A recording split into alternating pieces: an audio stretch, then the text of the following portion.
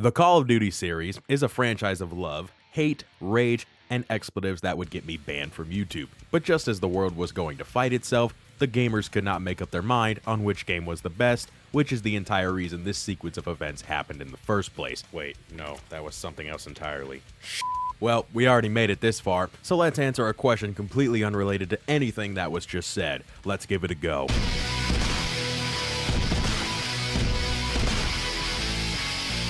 When the objective is to avoid damage by any means necessary, the name of the game is Stealth. It's actually Call of Duty, just in case you didn't know. You want to stay very, very far away from whatever you're attacking. That normally works, but this is a game about war, guns, shooting things until they don't move anymore, and reloading the most recent checkpoint whenever I do take damage. Yes, you heard it right. The secret to not only gaming, but life as a whole, is reloading to the last checkpoint when you up. Life doesn't exactly have that option though. Why do you think I play video games so much? Let's get you up to speed on what happened. I take on the role of Private Miller Lite to join the Marine Raiders in their fight to take over a small Japanese base in some island out in the middle of nowhere, South Pacific in 1942. They've heard nothing from him since, and some of his Saturday night drinking buddies missed their favorite tiny private, so they're bailing him out. I got very lucky that I didn't take any damage in the very beginning, as they did very big amounts of damage to Private Pile, which they left in his own pile of red shit. I got a couple of guns because this is an FPS game, and the fireworks began. The M1 Garand is my new best friend, as nobody who saved me makes a nice ping sound when they reload.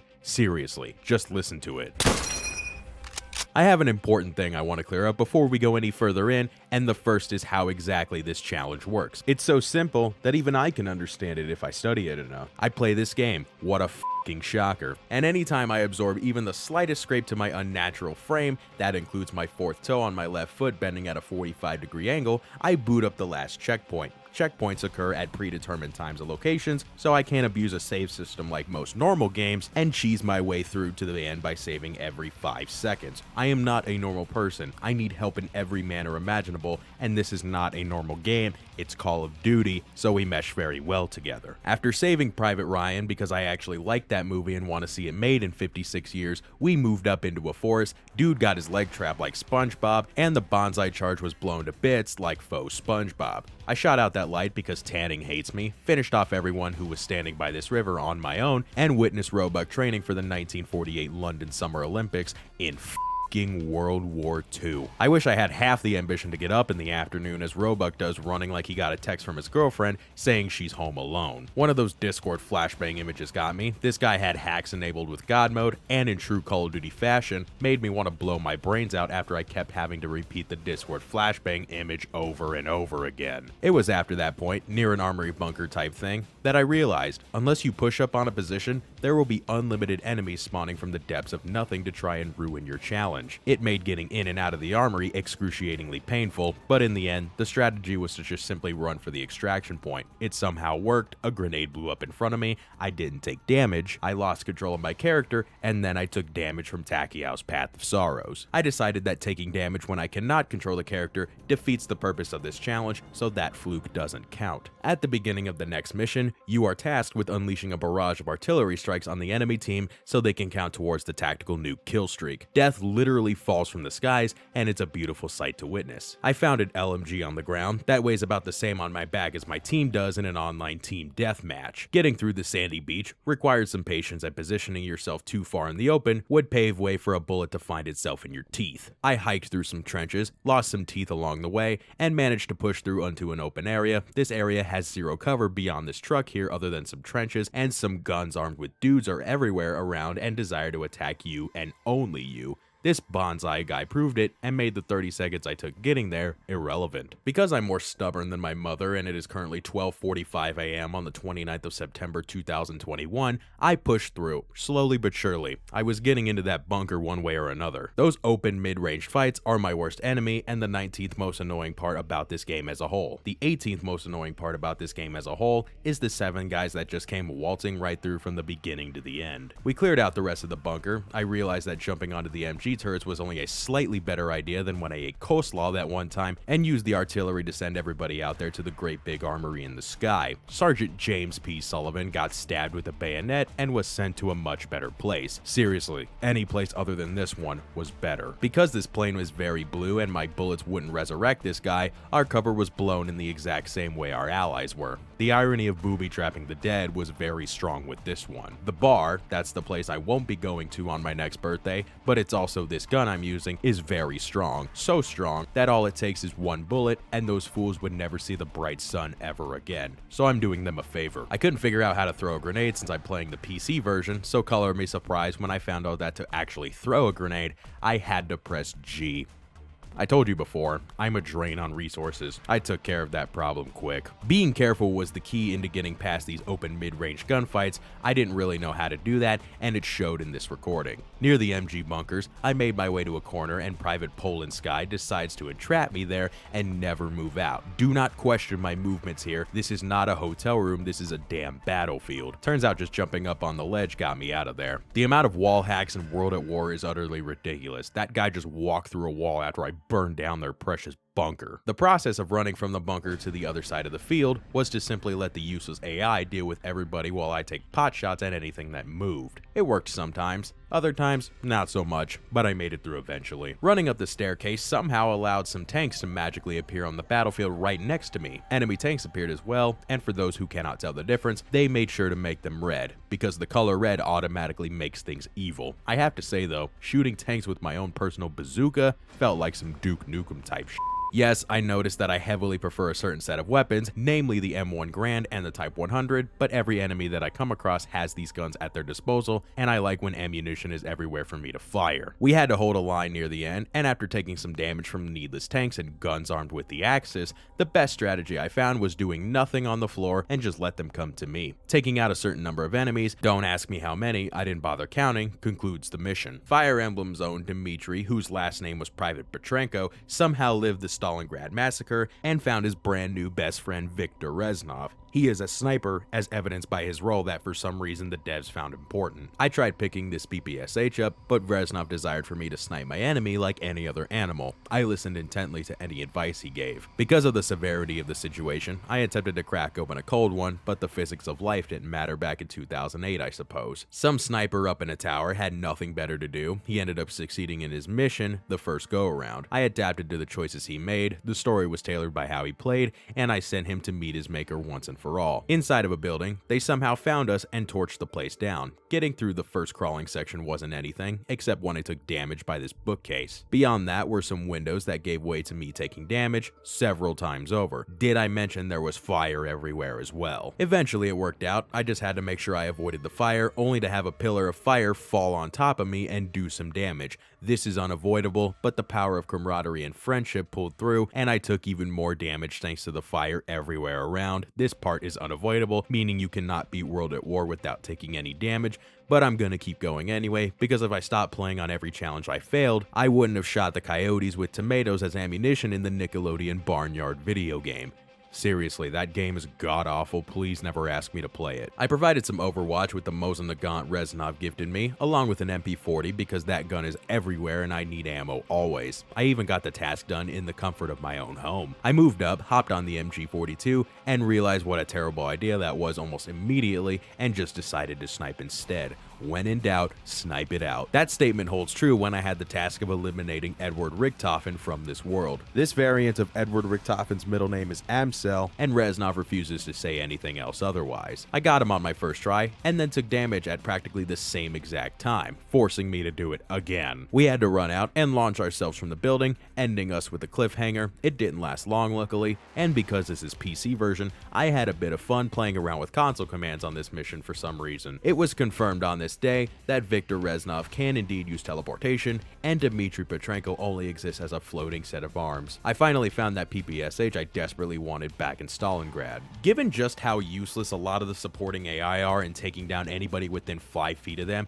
it should be zero surprise whatsoever when you witness that I attempt to knife this guy for his ammunition because firing a PPSH in this game is like Nikolai drinking vodka. We're both always running out, can't find more on the shelves in the stores, but random people around us just so happen happen to have what we need. The willingness to share is abundant, unless your name is Private Pokrovsky, who won't just give me his ammo. They say sharing is caring, but this fool is just stingy. If I wanted to feel the kick of a jackass though, I would use the deployable MG42 because my God, that gun just desperately wants to see the smoky skies above. I had walked in and out of this bunker and made sure that it was cleared through and through. Trust me, I even shot that weapon you only find, I swear, once in this entire game, only to have a random NPC spawn inside of the damn bunker just to make me reset back to the last checkpoint. He shot me in the back. You cannot make this shit up. I just stepped away from my PC for a minute, not even bothering to reload, and accepted my fall into madness. At any time the game grants me the opportunity to fire a bazooka into the sides of a tank,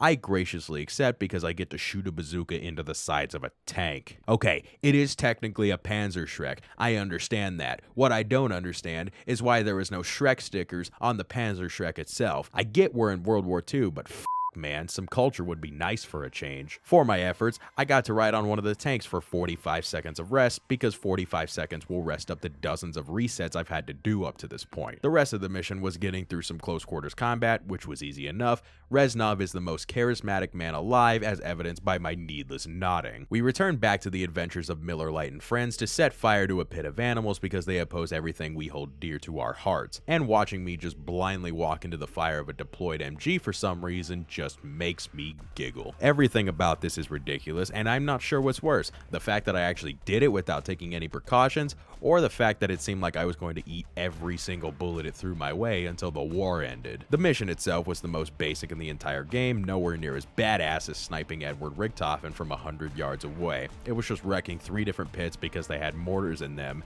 and that's it. In the defense of it, actually there really is no defense. A bonsai charge got me one time. There was lots of close quarters combat. Alright, I'm done beating around the bush. This mission was straight booty cheeks, and no, I didn't take damage at any point whatsoever. Taking a page from Dmitry Petrenko's playbook and taking a rest on a tank, we stormed into a jungle with a semi-automatic pump-action shotgun and an iron sight that makes me question why we waste steel making things like this. Getting through this section was one of the more rough parts of this challenge, but I like when things feel rough. The M1 Garand was on the ground, and I picked it up once again. Welcome back, my old friend. I don't call you all reliable for no reason. Under normal circumstances, when you have a scoped sniper rifle, you attempt a triple 360 no-scope YY headshot for orange internet points, but I forgot to. Open mid-range warfare plagued me once again. However, the sniper rifle saved the day relatively well, and I was able to move up rather quickly past this field, only for another bonsai charge to hit. I actually took damage and figured that would be a better way to go, so this game is where the idea of Last Stand came from, eh? We finished the rest of them, moved through the gully, and more shooting things happened while I peered occasionally from my campsite. Roebuck told me to move along with the tank, so I made sure to get a great view of its behind while screams of agony rung about in front of me. There was one final push through the K's. Nothing really interesting happened until we got to the end,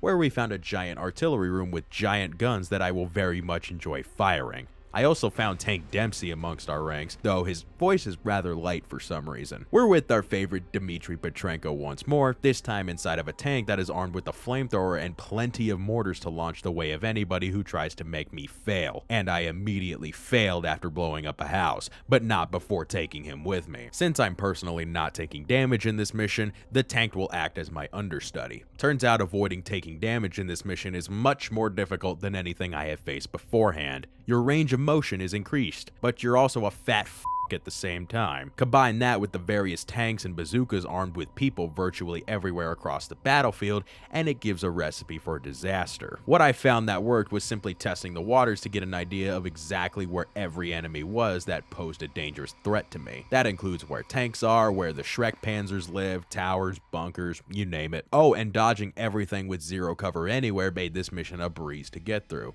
It was just fantastic. Can you hear the sarcasm in my voice? Moral of the story is, it's fun blowing shit up, not so fun blowing up. Moving sideways of wherever the tanky Shreks were proved most effective. Let's just say it took many attempts to finish. Utilizing the checkpoints was a vital strategy, and staying as far away from the action as possible made my day easier. Berlin falls to Mother Russia, so says my homie Viktor Reznov, and for some reason I unloaded an entire magazine plus into this guy. I can't exactly remember why. Why would I unload an entire magazine into one single enemy. Clearing out the clock tower was clockwork, and I got to witness a tank just ram itself through a brick wall, so my day was made from then on. From there, moving through a small yard where an MG was pelting down on us was probably the most exciting thing that happened in the last 5 minutes, so that ain't saying much. I found what the inside of an asylum looked like, also found out that part of this area was based around that zombies map Verrucht, picked up a sawed-off double-barrel shotgun because I have yet to find a sawed-off double-barrel shotgun, and also found that human paint color is red. What is this growl, by the way? It kept repeating itself every couple of minutes or so, and I never discovered what it truly was. Probably the monster hiding under my bed, but you can't be too careful. After clearing out this building and taking damage about 7 more times, we made our way outside with a tank, only to nearly lose my brain when I absorbed a missile and took damage at the same time as a checkpoint appeared, so that was incredible. A couple more sniper shots rang out from my MUZZ, and the mission abruptly ended. It was kind of bittersweet. Next time on The World is at War with our very own Dmitry Petrenko, I saw a German soldier begging for mercy. Everybody else wanted to refuse. I didn't think about it and ended his miserable life and sent him to the great big armory in the sky. I had to make sure that he made it there. Nobody else wanted mercy as I made my way down this building. It's not like I was giving any out anyway. Say hello to my MP40. At least that's what I thought to myself when I found this atrium and everybody wanted to hide 30 feet away behind cover. God, the more I talk about this run, the more I'm convinced I'm just playing online team deathmatch. The enemies are bad, the teammates are worse, and you carry all the weight around here.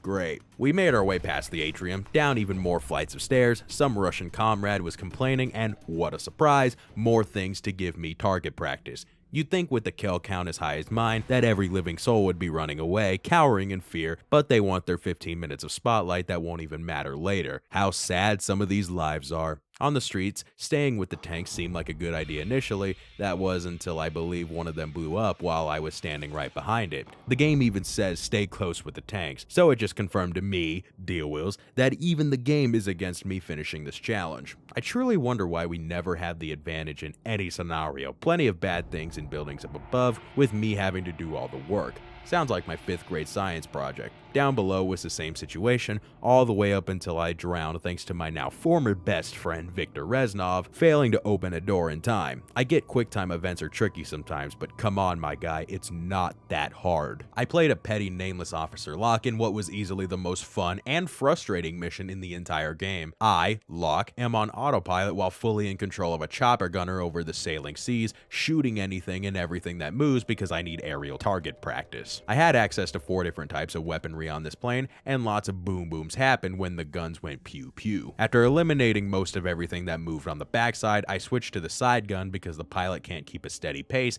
and I immediately took damage. I reloaded the exact same spot, I tried it again and again, only to have some stray bullet hit me every single time. Of course, in true Call of Duty fashion, it made me want to blow my brains out when I concluded that getting through this portion of the mission was nigh impossible because I cannot move and am forever destined to fail at Call of Duty things. I didn't even bother reloading any saves for additional damage taken after that point in the mission and deemed it impossible to get through. Call of Duty gives me the big sad, but at least I get to shoot a lot of shit.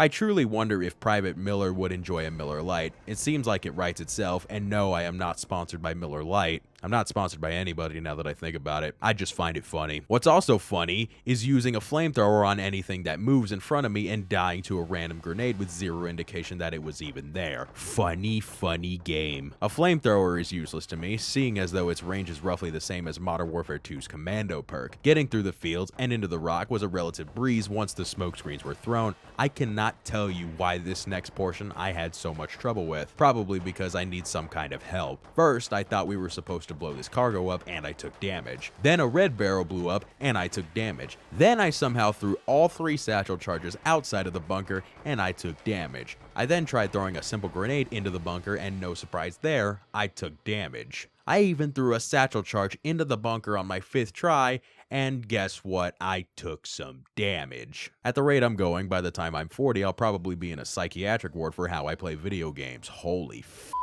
I finished blowing up the bunkers finally, only to meet up with another tank. I stuck close to it because I like looking at the behinds of tanks, and I went so far up there that the tank finally blew and I took damage, leaving me stuck inside. I'm not kidding, I could not physically move and was forever stuck in there. Thinking it was some kind of fluke, I went back for round 2, went even further inside, and it blew once again. I seemed to be the catalyst for this tank losing complete control and laying there in its own pool of rubble. No surprise there, I suppose. Not even tanks want me near them. How sad of a life I live. The night was not over, as I still had an entire cave to clear out. I was on straight autopilot at this point, as that tank's rejection was the only thing that I could think about at that point in time. It was only digging my grave deeper as then my game crashed. I know I'm not anything special, but don't need to rub it in my face. I just finished the rest of the bunker and cried myself to sleep on the truck out of there. Too embarrassed from the tank situation to talk to anyone. The next day wasn't really any better, but at least I got my trusty sniper rifle back. I cleared out a tunnel because they wanted to steal our 4 guns that were on the ground, blew it to hell, and proceeded to unleash my embarrassment and turn it into Bowser's Fury on any gun whose barrel I saw.